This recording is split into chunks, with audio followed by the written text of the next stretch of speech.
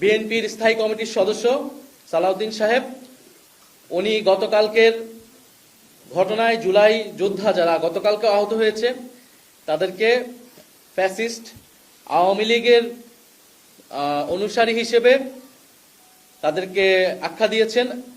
আমরা তীব্র নিন্দা এবং প্রতিবাদ জানাচ্ছি। এবং হয়তো তিনি ভুলবশত, হয়তো তার কাছে তথ্য না থাকার কারণে তিনি এরকমটা বলেছেন।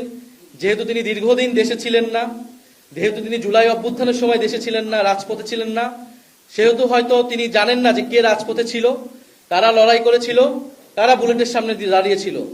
আতিকুল গাজী যার হাত কাটা গিয়েছে, তাকে যখন ফ্যাসিস্ট আওয়ামী লীগের দোসর বলা হয়, যখন শহীদ মীর মুগ্ধের বাবাকে ফ্যাসিস্ট আওয়ামী লীগের দোসর বলা হয়, শহীদ ইয়ামিনের বাবাকে ফ্যাসিস্ট আওয়ামী লীগের দোসর বলা হয়, তাদের যে কোনো দাবির জন্যই, দাবির প্রেক্ষিতে, সেটা আমাদের জন্য খুবই কষ্টের, খুবই বেদনাদায়ক। ফলে আমাদের আহ্বান থাকবে তিনি তার এই বক্তব্য অবিলম্বে প্রত্যাহার করবেন এবং সেই আহত যোদ্ধা এবং শহীদ পরিবারদের কাছে ক্ষমা চাবেন এবং তাদের সাথে বসে জুলাই গণ অভ্যুত্থানের গল্পটা শুনবেন, ইতিহাসটা শুনবেন, কারা লড়াই করেছিল, কিভাবে লড়াই করেছিল, কিভাবে এই দেশ স্বাধীন হয়েছিল।